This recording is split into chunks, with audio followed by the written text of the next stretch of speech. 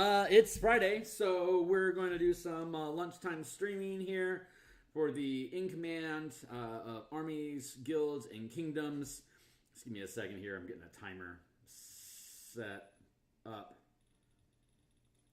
for 0 and 20. And where are we at?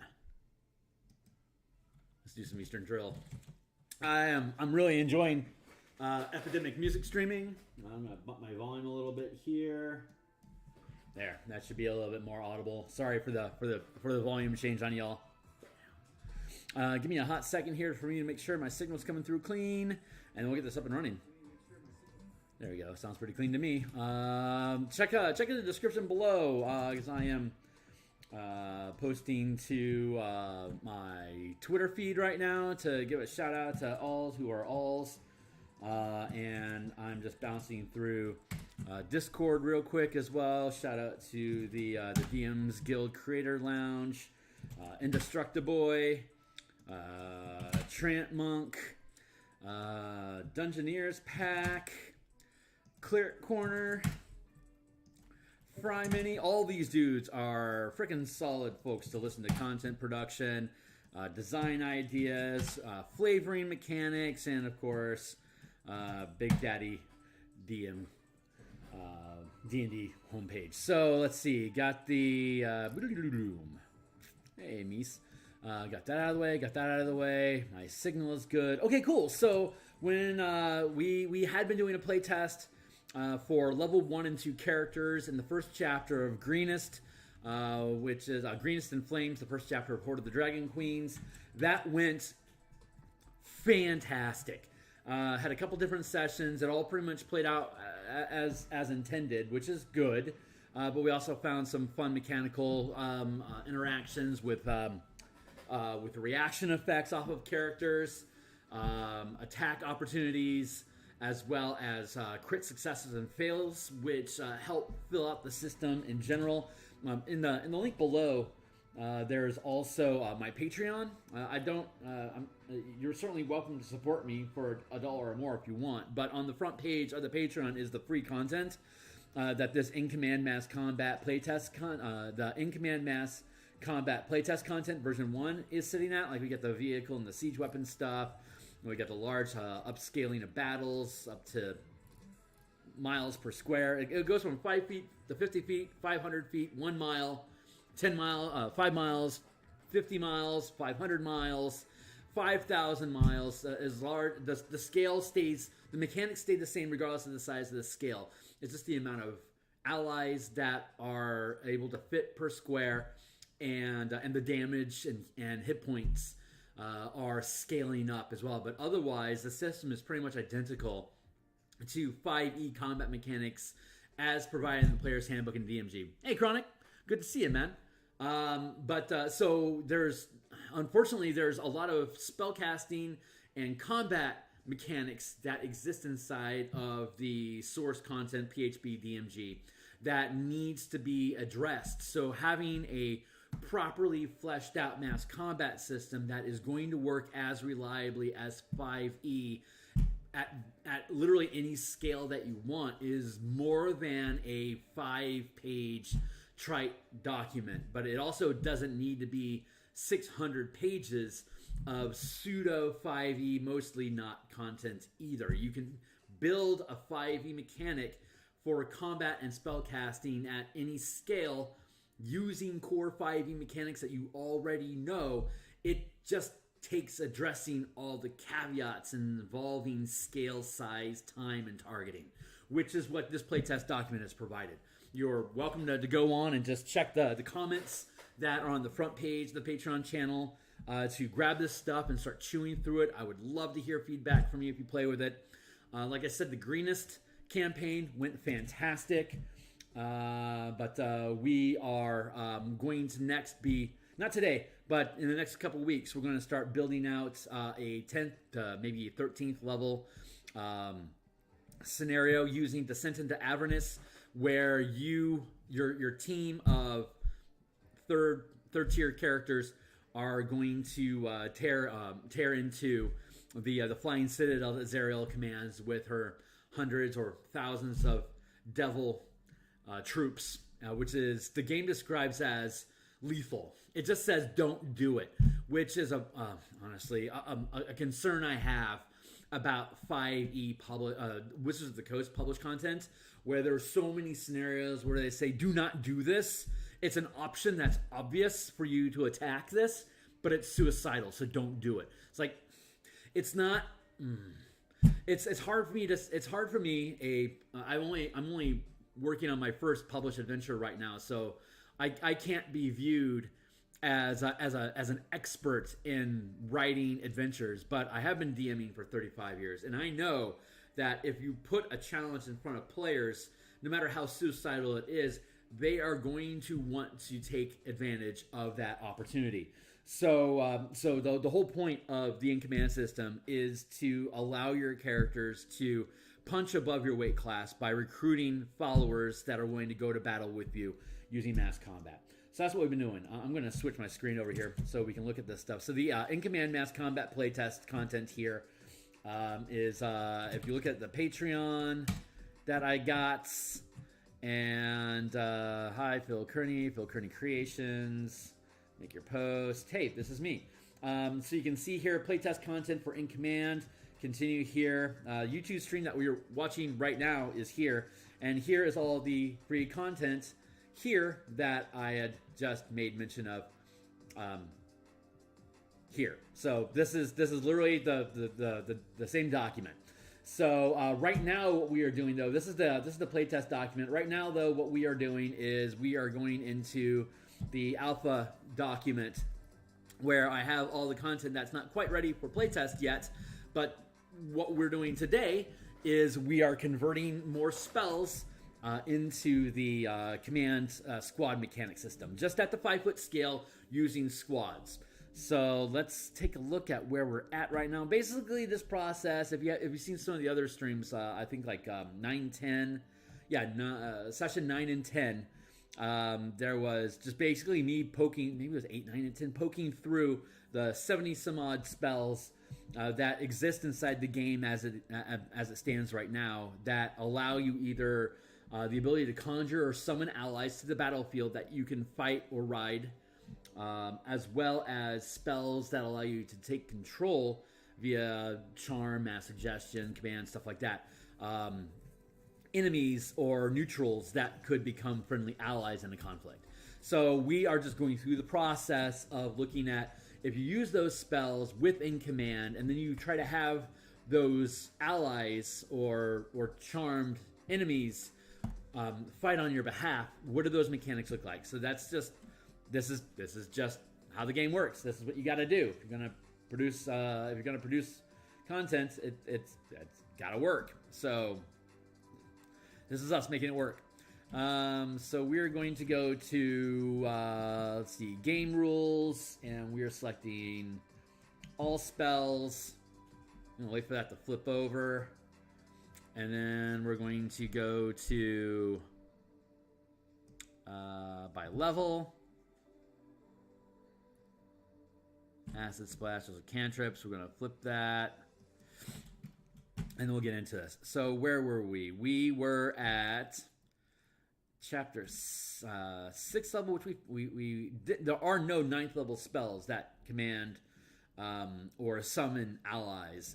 You could upscale to 9th level, which obviously we're addressing here and elsewheres. But this is 8th level, and we got through the 7th level content, which there certainly wasn't a lot of. We picked through 6th level last time we were here. So now we are chewing on 4th. We started with 4, and we're pushing our way up. So let's just get back into that content. Let's work at, looks like we're going to be working, we already finished 6, so let's go to 5. I bet that's going to be probably like around page 10. Let's see where we're at. You are welcome to ask questions. Like I said, I am just churning through summon and control spell content for us to just basically get an idea of what level of spell are we looking at and what do they allow us to do. So let's go to 6 and we'll work our way forward. And I just want to make sure that I'm not missing any options. So we go to 5th. Oh, that makes sense.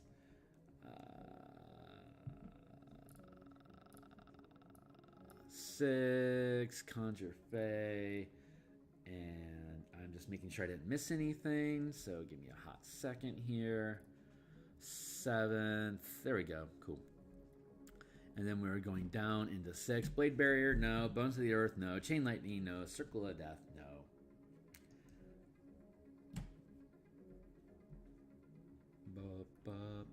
Let's see, Conjure Fey. So we will. There we go. We had Conjure Fey. Oh, that's right. We got through the 6th level content, and if I could have a smooth start one day, that'd be amazing. But that is not the guy I am. So thanks for tolerating all my gobbledygook. We did all 6th level. Now we are hopefully into, there we go, 5th. Animate object. Let's just start with animate objects. We'll just go there and work our way through that. Animate objects. Okay, great. So, animate objects is a 5th level spell. 5th level spell, 5 equals level 9 caster. Level 9/17 caster. Equals 3rd tier. Got 1, 2, 3, 4, 5, 6, 7, 8, and then 9, 10, 11, 12. So technically that makes 9th a 3rd tier 3rd rank, not tier, 3rd rank expectations. Animate object, let's read how this goes. 120 feet. 120 feet. Let's see, objects come to life. On your command, choose up to 10 non-magical objects within range. 10 objects, 10 objects. Medium, let's see, objects that are within range that are not being worn or carried. Medium objects count as 2, large count as 4. So 10 objects. Tiny, small equals 10. M equals 5. Large equals 2. Huge equal Q. Huge equals 1.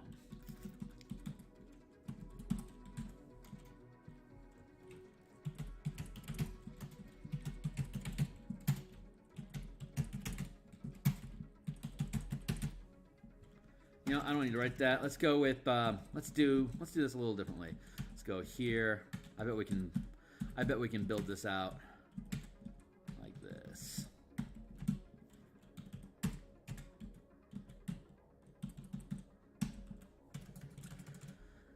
Let's go with size, total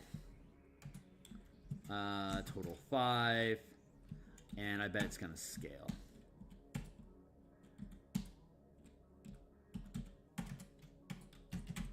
Medium, tiny, small.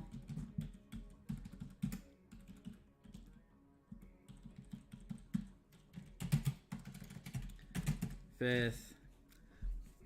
Let's see. As a bonus action, you can mentally command any creatures you made with the spell if the creature is within 500 feet of you. If you control multiple creatures, you can command any of or all of them at the same time, issuing the same command to each. You decide what action the creatures will take and where it will move during its next turn, or you can issue a general command such as guard a particular area, blah, blah, blah. An animated object is a construct with blah, blah, blah. At higher levels, this is what I want. At higher levels, if you cast this spell using a spell slot of 6th level or higher, you animate 2 additional objects for each slot above 5th. So 6th, 7th, 8th, 9th, 12, 14, 16, 18, 6, 7, 8, 9. That's going to be 3, 3, 4, 4, 1, 1, 2, 2. And let's see.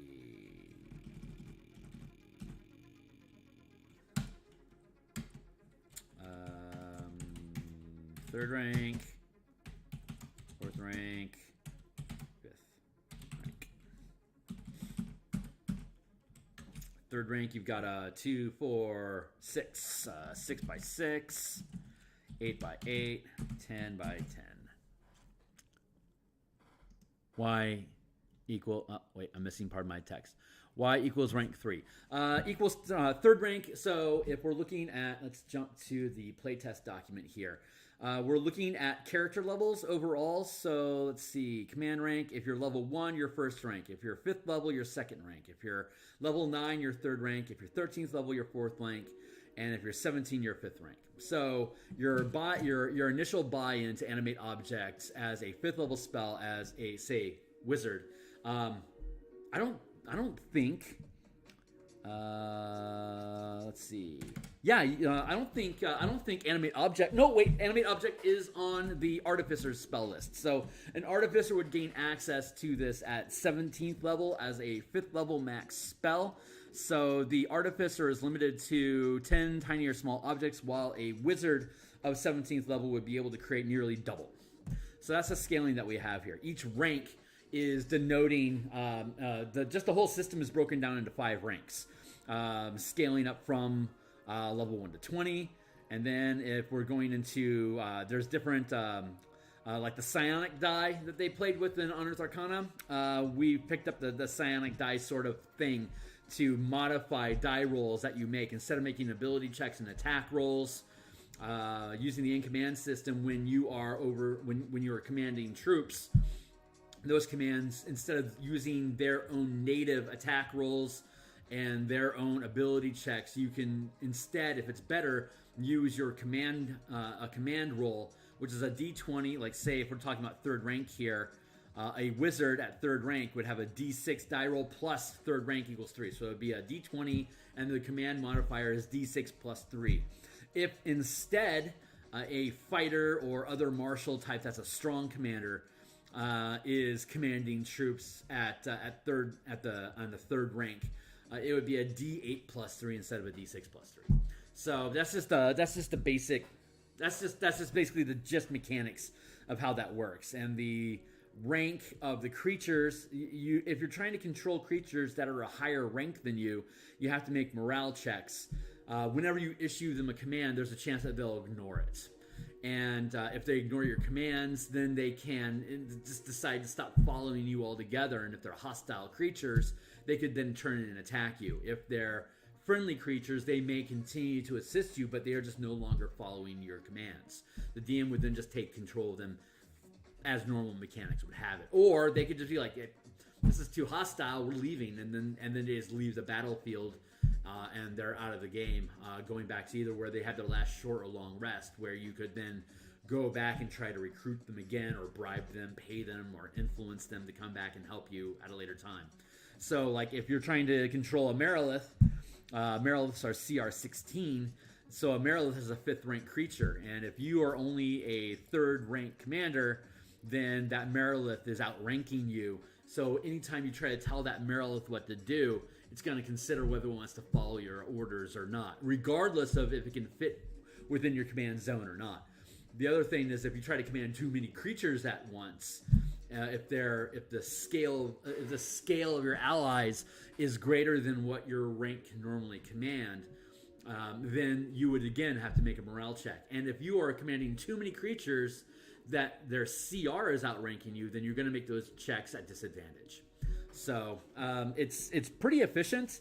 Basically, you're just making a die roll, and then you're comparing your dice to the command DC, which is your morale check, while you're making your attack roll. So you make a single roll. Great, my attack roll hit, but my morale check failed. So if they would follow my orders, they would be able to successfully attack or perform whatever the roll is. But then it's up to the DMs, like, well, are they actually listening or not? If they're empathizers and friendly to you, then yes, they may follow through with that attack anyway. If they're hostile to you, they could instead use that attack roll to deal damage to you. If that's how the DM wants it to play. The DM can either have them attack you, help you, or just not do anything or walk away. That's basically the the 4 options that allies have when they don't follow you. So pretty basic, but that's the basic gists behind it. So the native 9th level wizard casting a 5th level spell, defaulting as 3rd rank, but as you upcast it, that 4th rank is level 13 to 16, and then 5th rank is 17th level, which is 9th level spell access. And we're continuing on. So I like having my timer here. It pops every 20 minutes. So not unusual for me to spend my first 20 minutes just basically catching you up on where we were at. So that's basically where we're at. The 3rd rank commanders have a 6x6 command zone. Small sized creatures would take up 10 squares within that 36 square block. So obviously the animate object spell is well within your reach, as it were, as a commander. You could easily command all of those animated objects within the same space as you, or send them off to go do their own thing. The system is designed to allow you to always be scaling up so that you've got more allies supporting you than what you would like. It's unrealistic for you to take 36 like medium-sized creatures into a 5-foot wide dungeon. You probably are, because like if you can't keep eyes on them, you can't control them unless you just issue them a general command like guard this hallway. So if you like try to take 36 minions down into a tunnel with you and you keep losing sight of them, they're eventually outside of your command zone, unless they just have a general issue of like hang out here to make sure that this area remains secure so that when we come back for a short rest it's still safe. Like that's a command you could issue allies and not ask too much of them, while you, the hero of the story, is taking your tight squad to go run off and go kill something down a tunnel somewhere. Like 4 or 5 guys running with you, like a normal adventuring party is like 3 to 6 guys. And then if you pack on a bunch of allies with them, like you can summon a pack of 16 wolves to go running with you. But again, they're going to be this long train of wolves trying to keep track with you. It's like if they're extending too far out of sight, out of reach, they're out of command, and then they basically atrophy away from you, so that you're keeping a tight, cohesive group that is appropriate to the size of the dungeon that you're operating inside of. If you're outdoors and there are no unnatural limitations on the size of an area that you can deal with combat, like in 1st edition, when you're doing random outdoor encounters, you could run across D4 times 100 orcs. Just like you're a 1st level character, you're out in the woods, and then bam, there's like 300 orcs over there that you're going to want to probably avoid. Using this system is like, oh great, there's 300 orcs in that forest. I'm going to go collect 200 mercenaries or a small army, and then come and engage that troop of orcs. Now you're doing like a 50-foot by 50-foot scale combat encounter in a forest terrain.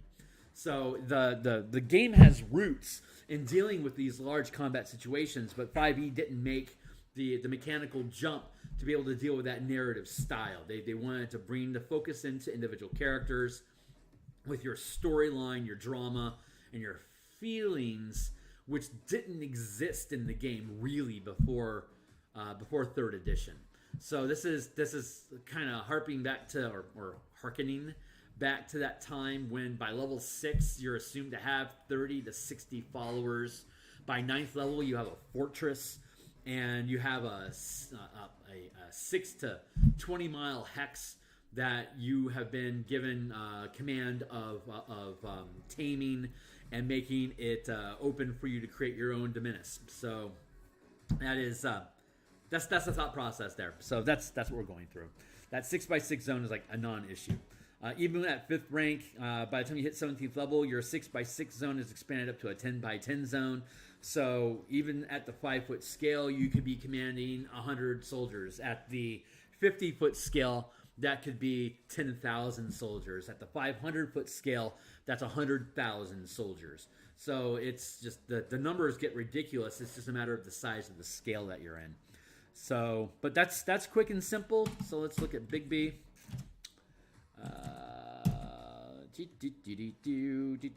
Oh, let's look at this real quick. Let's see here. We're looking at hit points, a small size creature. Hit points, D8 plus 2, dexterity, strength, AC. You can see in the document that we built the core mechanics stats for allied creatures. So like if we're looking at like a first rank, let's see. Let's look at the rank of these things. Hit points, 20 hit points. That's a second rank creature. Second rank creature, 4 by a large size creature. So let's look at a footprint here real quick. Let's go here, and let's hide this reference material. Here, let's drop this in here, and then let's go to here, and then let's. Do we have a grid? Do we have a grid somewhere? There we go. Grid. Thank you. Okay, so if we're looking at a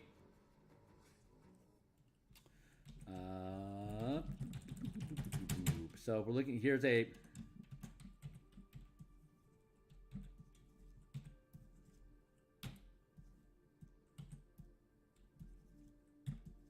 looks like I'm having difficulty with my mouse operating. It's probably because I need to do an update. All right, well, I guess I don't get to do illustrations today because what a pain in the ass. So let's go to this other document. Let's see. We're looking at rank. So a first rank 1/1 creature has 10 hit points. A second rank medium size 1 square 5 foot has 20 hit points.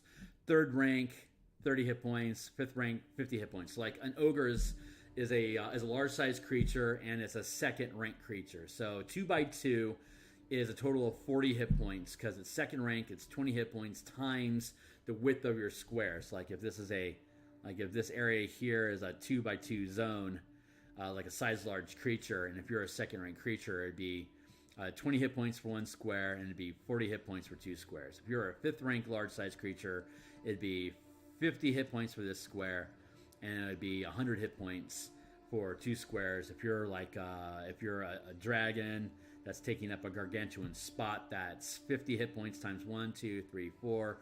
1, 2, 3, 4. That's a 4 times 50. That's 200 hit points. And then you can do things like use your reaction to resist the damage that you took as a squad. So if you dealt 60 points of damage on that attack to your gargantuan sized squad, whether it's a single dragon or it's 16 guys grouped together, as a reaction, again, you only get 1 per round. So as a reaction, you could then take that 60 points of damage and reduce it down to 30 points of damage. So that 200 hit points is reduced to 170 hit points. Anyway, that's the quick skinny there. So we're looking at the spell capacity. Hit points here looks like huge is doing 80, which is 3 times 30. So huge comes in as though it were a third rank squad. First medium's coming in as second rank. So let's go ahead and make a note in our animate objects. Their third rank equals third rank, as that's going to align with like small and mediums, like 30 or 40 hit points a piece. So it's tinier half. That seems appropriate. So third rank equals 30 HP per square, and D8 and damage equals D8 per size. So like a huge size creature would be doing 3d8 damage. Here we're seeing 2d12 plus 4 damage. So that's a maximum of 28 damage, as opposed to our 3d8, which is 24 damage. It's pretty comparable. And the damage, the attack roll that they would be making at third rank would be anywhere from a d6 to a d8 plus 3, which would be roughly a plus 9. It'd be like a plus 6 or a plus, anywhere from plus 6 to plus 8. And we're seeing here plus 8. So actually the numbers that we're generating from in command are pretty comparable to what we actually have here in the animate object statistics already. It's already pretty much scaling with what we expect, meaning anywhere from plus 6 to plus 8. And that's generally what we're seeing over here. A medium-sized creature doing 2d6 damage. A single medium-sized creature would be doing d8 damage, according to this, but you'd be having 10 of them grouped together as a squad, which is going to be a 4x4. So if you have all of your medium-sized creatures attacking together inside of that 4x4 footprint of 10 creatures, then that squad altogether is going to do 4d8 damage on a hit. And it's going to be plus anywhere from, it's going to be like, basically like if it's a wizard, it's going to be a d6 plus 3 to hit, which translates basically into a plus, on average, plus 6 to hit, which you can see here is pretty much on point with what we're expecting a medium-sized creature to do. It's just, this is simplifying things. You could have an attack, a bonus action, and then a verbal command to have that squad attack 3 times. It'd be a total of 4d8 times 3. Action economy is 12d8. 12 times 8 is 96 damage. This is going to be at max, 12 times 10, 120. So not too far off. It's pretty comparable if you're using all your action economy to have these things control, as opposed to like using a bonus action to have all 10 of these things attack, dealing potentially up to 120 damage. You would instead be able to use your action, a bonus action, and verbal issue command to have the squad attack up to 3 times, eating up all your action economy with it, and still dealing around 120 some odd damage. So it's just different action economy, but the attack and the damage scale pretty much is the same. I don't know how much experience most of y'all that are watching have had dealing with Animate Object, but I typically run a 1 to 20 campaign every 240 hours. My current team is at 16th level right now, and Animate Object is it's a real pain in the ass that your character, as a bonus action, issues these things to attack, but that means that you have to make 10 attack rolls and calculate damage 10 times. What this does instead is it's going to cost you more of your action economy to command these things, but the amount of dice that you're going to throw is significantly less. So it actually speeds up combat and puts, you get a free action to have these animated objects attack each round instead of requiring a bonus action. So you're being rewarded while simultaneously being penalized. You're basically swapping action economy for quicker dice rolls and bigger punching. So if that makes sense. So that's the system. Let's look at Bigby's hand. Bigby. Fifth level spell. You create a large hand of shimmering translucent. So it specifically says large. Clenched fist. Hand strikes. Forceful hand equals 1 large object. 2 by 2. Squad. And let's see, when you cast a spell and as a bonus action on your subsequent turns, you can move the hand up to 60 feet and then cause one of the following effects. So, Clenched Fist deals 4d8 force damage. If we're using this in command system, you would be creating a 2x2 squad. 3rd rank squad equals 2d8 damage on hit. This would use a bonus action to make that attack, which you can currently do within command, but you can also issue a verbal command to have that grasping hand deal 2d8 damage, so you've already matched the amount of damage that you would normally be able to do with Bigby's hand as a spell. As written, Bigby's hand does 48 damage on a bonus action. Using in command, you can do 2d8 as a bonus action, 2d8 as a verbal command, and if you want, use your own action instead of casting another spell or something, having it attacked or crush or whatever again. So you potentially have that Bigby's Fist do 6d8 damage per round instead of 48 with a single attack. So again, you can use the fist multiple times, and if you're using multi-spell concentration, which I absolutely advocate for, you could have 2 of these things floating in space inside your command zone with you. So you've got, if we were to have, like, say, one fist, like if this is your 5x5 zone, say you're sitting inside a 5x5 zone here, and your character's here in the center of that zone, you could have one big beast fist here, and you could have another big beast fist here. You could actually have two big beast fists active at the same time, and they could be boxing for you at this 25-foot scale, which is super freaking fun. If you check the link down below, you'll see a link to some books I built on the DMsGuild, and those are all at a pretty heavy discount. But you can also look at all the content for free. It's 100% free preview. Get into there. Check out the core mechanics book that I have for 5-color mana, and it talks about variant concentration. You can also look at the elemental key book that I have in there, which also talks about variant concentration, maintaining concentration on more than one thing at a time, and the mechanics that go along with that. It's pretty standardized, and I've been using that for, I'm now in my 4th year of using multi-spell concentration with my 16th level team, and it works. It works great. Check it out yourself. It's basically concentration. DCs get higher the more levels of concentration that you're maintaining, and like getting hit with a ray of frost, making you make a dexterity saving throw or get slowed, that could screw up your concentration just as much as the damage could. So there's a lot more interaction, and when you're using spell points, you have a lot more battery for you to kick through spells. So it's an interesting balance between being able to stack up effects, having them more delicate in that you can have your concentration shattered much easier the more levels you stack up. But if you're using spell points, you have much more battery that you can then just recast the spells. So it's and in the long run, it kind of balances out. Like if you're maintaining a 6th level spell using standard rules, unless you're getting hit for a lot of damage, you don't really lose concentration that easily. Using these mechanics, you can lose concentration a lot easier, but you also have a lot more spells that you can just cast to replace that spell when you blow your concentration. So buffs become less stable. Spellcasters are having to re-up their spells more frequently, eating into their action economy, so they don't just become Rothel Stomp Nova Bombs.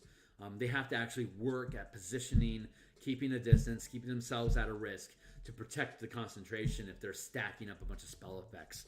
So, fun stuff. Worth checking out. It's 100% free to do so. But getting back into this, let's see.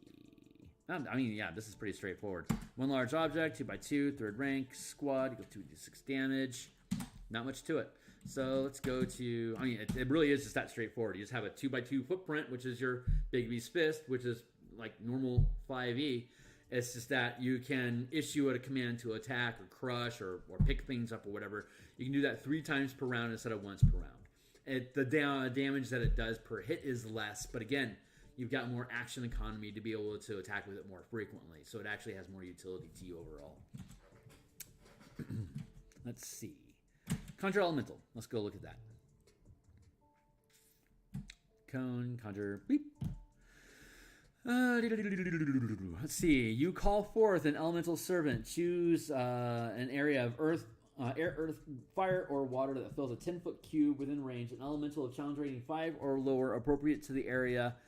You chose, appears at an unoccupied space within 10 feet of it. For example, a fire elemental emerges from a bonfire, and an earth elemental rises up from the ground. The element disappears when it's dropped to 0 hit points or when the spell ends. Right, Big B, 3rd rank, on hit, 2x2, 3rd rank, 30, 60 HP. How much does Big B's hand? How much damage does this thing have?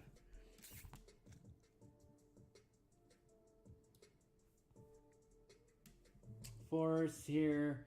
The hand is an object that has an AC 20 and hit points equal to your hit point maximum. So at 9th level times 6, it's probably going to have around 45 to 60 hit points.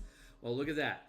3rd rank creature. It gets 30 hit points per dimension, per face. And as a size large creature, has a 2x2 face. So 30 times 2 equals 60 hit points. In most instances, this thing's going to have more hit points than Big B's hand has written out of the box. The DM has the option of leaving the hit points as listed as your wizard's total, or you can use the squad mechanics of gaining 60 hit points by default. Of course, if you're playing an Artificer at 17th level that finally gains this spell, it would probably have more like around 87 to 110 hit points instead of 60. So, 6 or a half dozen, take your pick. So one creature. It is a 5th. Okay, so Conjure Elemental equals. Restart that 20 minutes. Let's see. CR5 increases by 1. So CR 5th, 6th, 7th, 8th, 9th. 5, 6, 7, 8, 9. Level.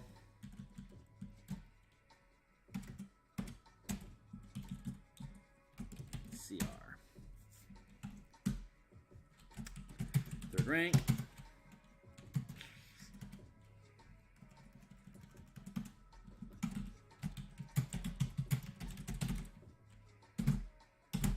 I think that matches. Hold on, let's take a look down here.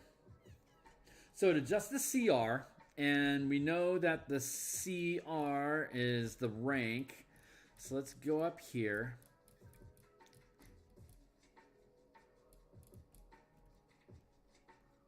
CR. 5th rank is CR5. Until you get to a 9th level spell, it's still CR5, and it becomes CR4. So that's perfect. Let's go back to here. Let's look at the CR rank. 3, 3, 3, 4.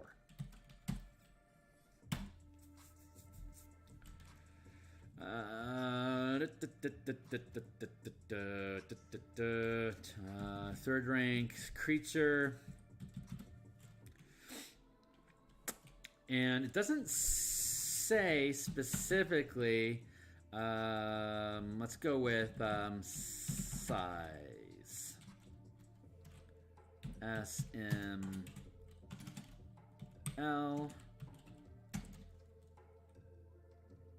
SML. MLH. MLH. LH. Gargantuan. So those are the effective scales that you can have these things work at. That's like a completely arbitrary thing. There's not enough elementals in the game. That's the fun thing about the system, is that you can just say, hey, I'm going to use my summoning spell to create a 3rd rank large size earth elemental using a 5th level spell slot. And then bam, you create one. There you go.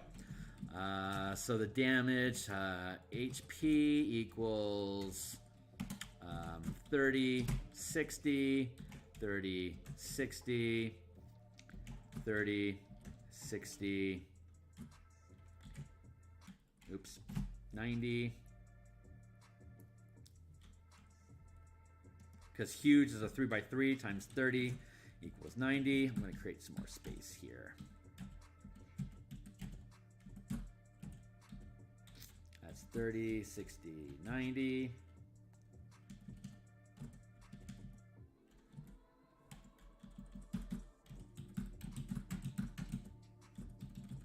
And this is going to be 60, 90. Oh, wait, it's 4th rank now. So that's 40 hit points per square. So a large is 2x2, so that's going to be 80, 120. And then 40 times a 4x4 gargantuan is 160. See, you're using a 9th level spell to summon a gargantuan-sized fire elemental. That fire elemental is going to have 160 hit points to it. It's also a gargantuan space that again, you can command as a verbal action, bonus action, and then your own action to have the thing take 3 actions per round instead of you taking actions if you choose. Plus its movement. So that's essentially how this system works. When we go through and we clean up all this stuff, like you see here, I'll be building these. I'll be building these same charts for each one of these things. Like, if you use Conjure Elemental, these are your options. So like 5th and 6th, there really is no like real difference between what you can build. 7th, and 8th. It's basically you have a 5th, 7th, and 9th progression.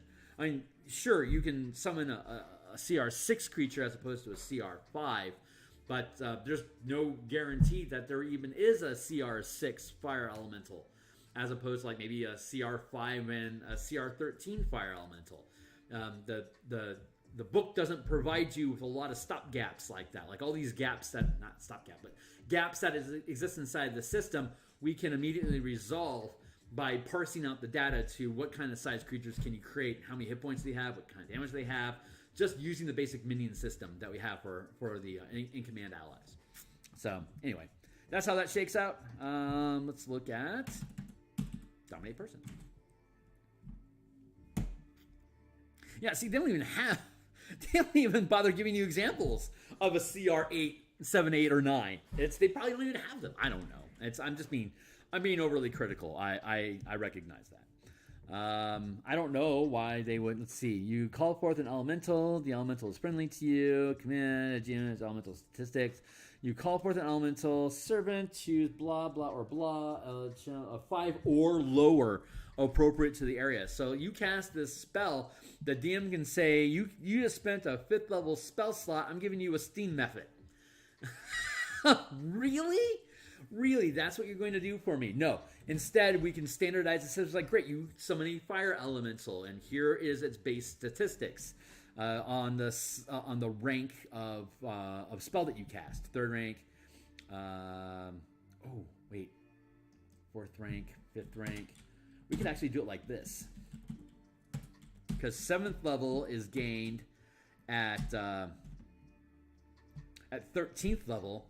And that is when 4th rank starts. So we could actually do it.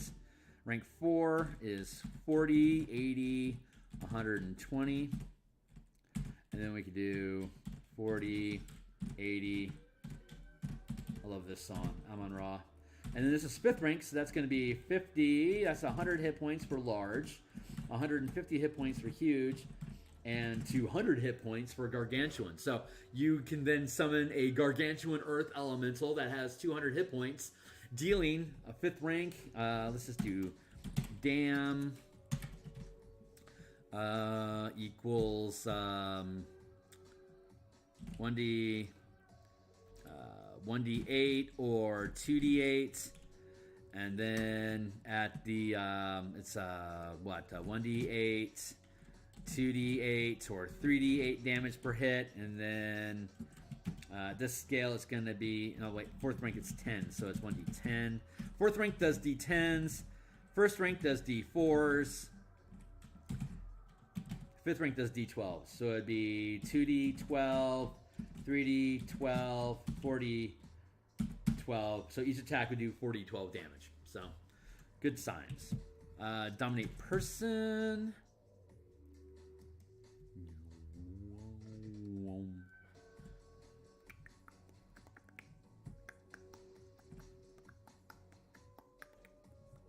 Let's see. Spell Dominate.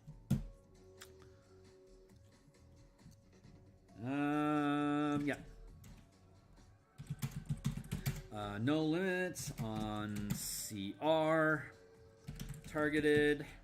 Single person. What is it? Humanoid? Single humanoid can join a squad, but if damaged, must make morale check or become hostile.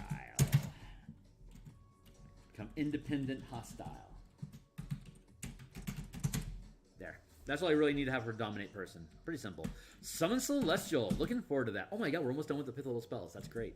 Summon Celestial. Let's see how this one parses out. It'll probably parse out similar to Conjure Elemental, but let's see.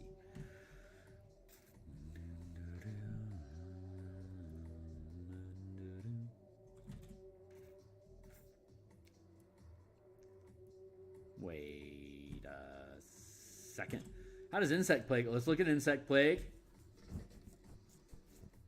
20-foot area. 20-foot radius. So that's a gargantuan-sized footprint. Each creature with Constitution saving throw or takes 4d10 piercing damage. Gargantuan is a 4x4, so that tracks as a 4. Oh, this is pretty interesting. This spell is not necessarily a creature, but it can certainly be controlled like one. So let's let's integrate that. How fun! What is that? Insect swarm?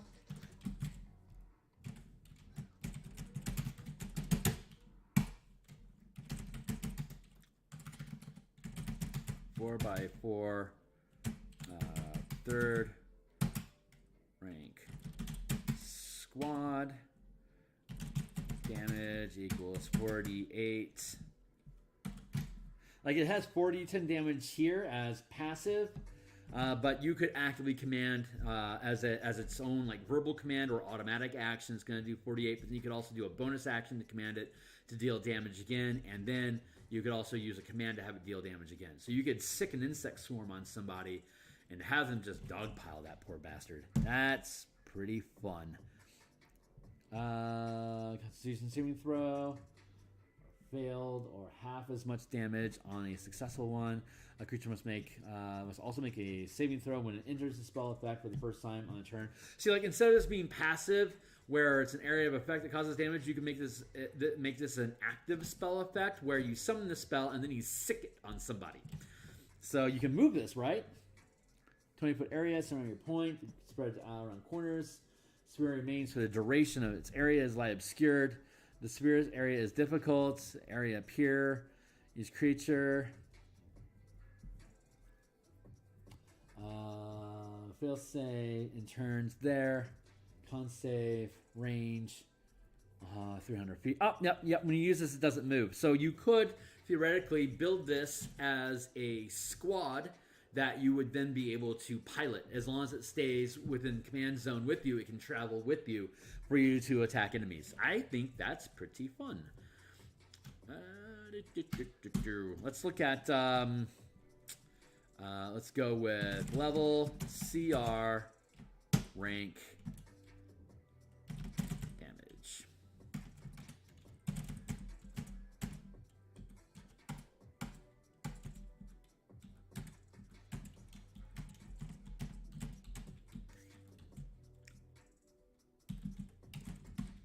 Rank is irrelevant. 3, 3, 4, 4, 5. Damage is 48, 48, 5D, 40, 10 for 10, 4D, 12 for 50. So it would scale from damage increases by D10 per slot above 5th. At 5th it is 4, so I do up to 8d10 damage as a single action that can't move. This instead would have it 4d12 that could attack 3 times per turn if you abandon your own action economy to do so. I guess you could play it out either way. So I guess we're going to label this as normally a passive AoE. Normally an immobile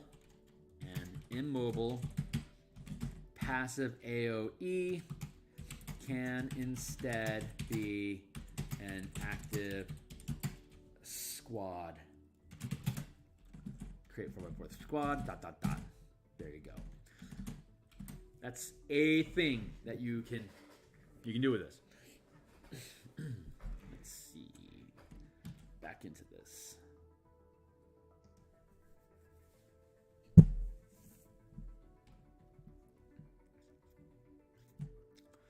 Legend lore, maelstrom, mislead, modify memory, negative energy flood, pass, planar binding. Okay, well.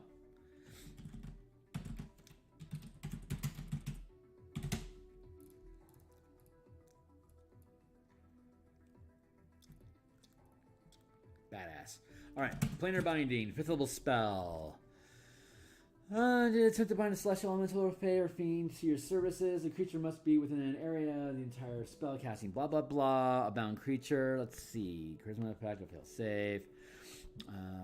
Just summon. First summon into the center of an inner circle. Trap to completion. Spell's duration to extend the match duration of the spell. On a failed save, it is bound to serve you for the duration. So let's see. Celestial. Fiend, elemental, fiend, fey, 1 times. Cast a spell higher levels, it is bound to you for a longer duration. A bound creature must follow your instructions to the best of its ability. If the creature was summoned or created by another spell, with this spell you attempt to bind a creature. The creature must be within the range of the entire spell. For summon, the creature is for summon in a circle. Completion, target must make a saving throw. Doesn't say anything about the creature. If the creature was summoned, a bound creature must follow your instructions. If the creature carries out the command. Yeah, it literally says nothing about what that creature needs to be. So, 1 times creature. The spell level extends the duration. So let's see.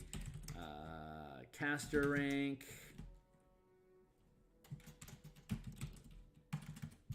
Equals creature rank. 3 equals third equals 3 equals CR. 5 to 8, 9 to 13.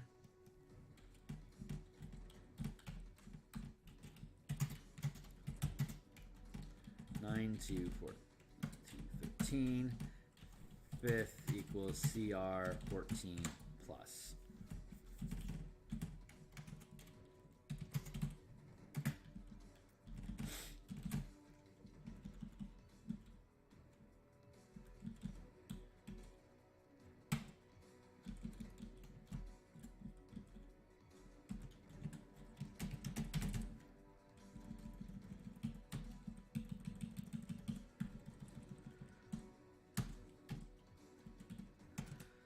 Let's do like that. It's sloppy, but you know, I mean, part of the layout process will be building charts for all this stuff. But yeah, it doesn't say anything about that specifically in the spell, but that's the shake. That's how this stuff shakes out, because you can command a creature of CR 14 or above at 5th rank, but at 3rd rank you can't. So this realistically says what's the max rank. What's the max CR of a creature that you can summon and properly maintain control? Like, you can make a deal with these things, and if you lose morale, it will absolutely just it'll operate independently and won't necessarily follow your commands in battle. It'll still be allied to you as per contract for that duration, but it won't necessarily take commands from you. It could become independent if you fail the morale check. So this helps dummy-proof the morale check so that its CR isn't going to outrank you. At least that's the thought process behind that. Planar binding. Let's see if there's anything else that crops up that I hadn't thought of that could be fun. Raise dead, nah. Seeming, skill empowerment, steal and strike. Summon celestial. Summon celestial. You call forth a celestial. Manifest as angelic, beautiful, blah blah blah. Corporeal, blah, spirit, block. You cast average defender, choice determines blah. Higher levels when you cast this using a spell slot of 6th level or higher. Use the higher level whenever the spell level will appear in the stat block. So again, we could use the basic celestial spirit stat block.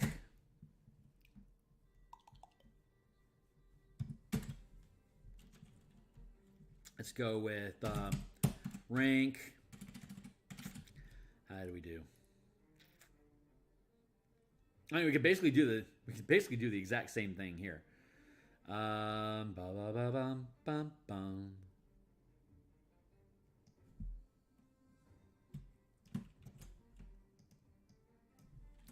Yeah, we'll just do it like this instead. We could use the generic stat block that they have provided for us because Wizards has realized that they don't want you to have crap loads of enemies on the battlefield because don't like player experience there. But if we're using the in-command mechanics, you don't have to worry about it because you can have a truckload of stuff making an attack as a single creature a la your squad.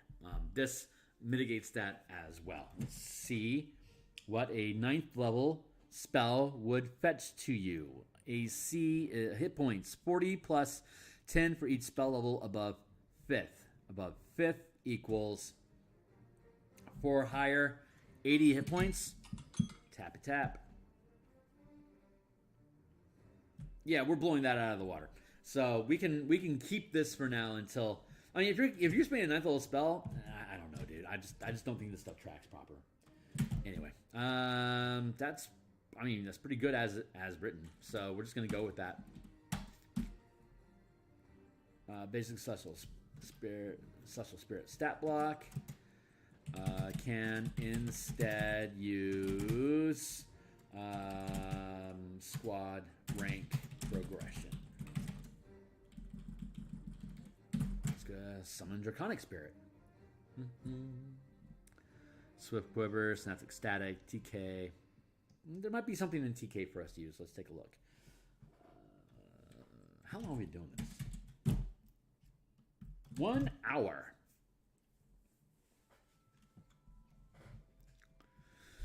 You call forth a Draconic Spirit. It manifests. Unoccupied space. Resembles a dragon. Chosen form. Blah. It's an ally to you and your companions in combat. Blah. At higher levels, when you cast this, a 6th level spell higher, it does more of the same. So let's go to here. Basic. Draconic Spirit stat block. Can instead use squad rank progression. So it's 50 hit points up to 90 hit points. Has a number of hit dice equal to the level of the spell. Right.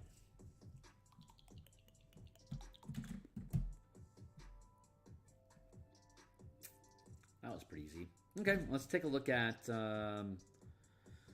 See if there's anything interesting about TK we want to do. Huge creature, object. Nope, animate object does the job there. Let's see if there's anything else going on here.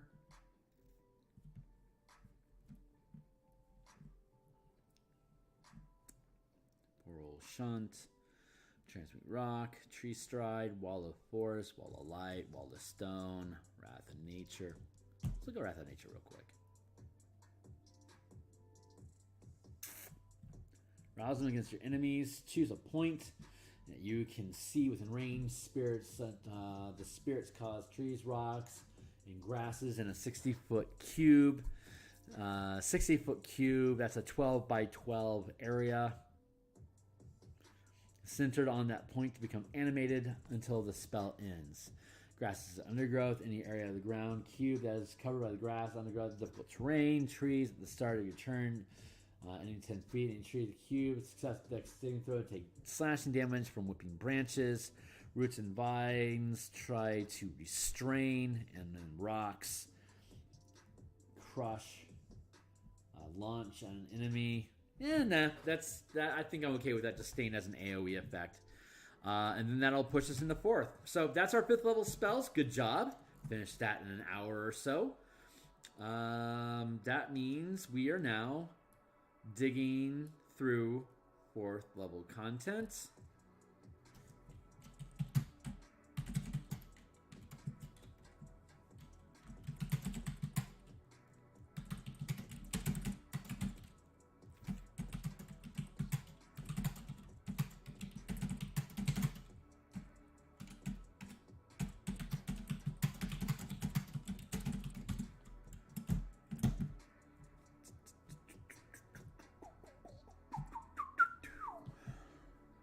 Steed. There. I think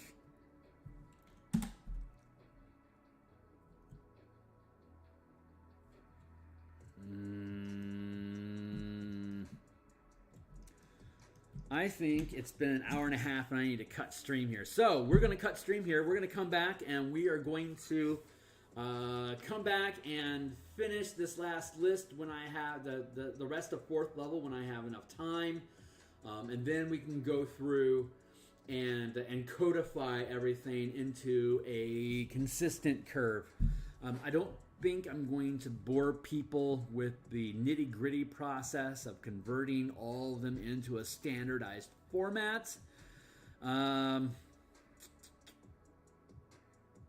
Yeah. So, yeah, now we're going to go ahead and cut it here. Like, subscribe, check out the content that I have, follow me on Twitter, check out the links on the Patreon for both In Command. We're going to be back on Monday.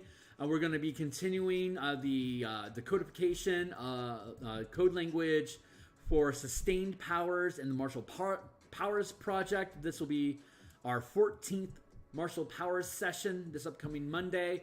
We'll hopefully be able to finish up the sustained effects, but it'll probably take another couple sessions to do that. Might come back and finish this up. Yeah, we'll come back and finish this up next week.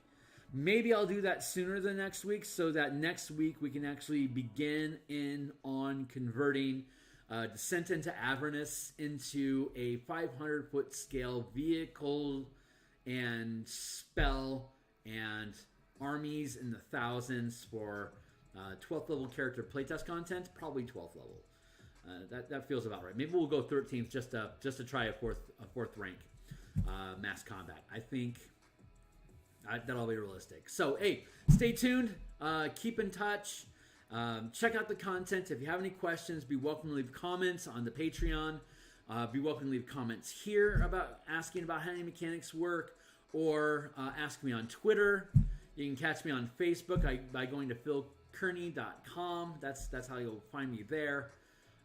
Thanks a lot for checking this out, and I'm going to bail for now. So we'll see you on the other side. And stop.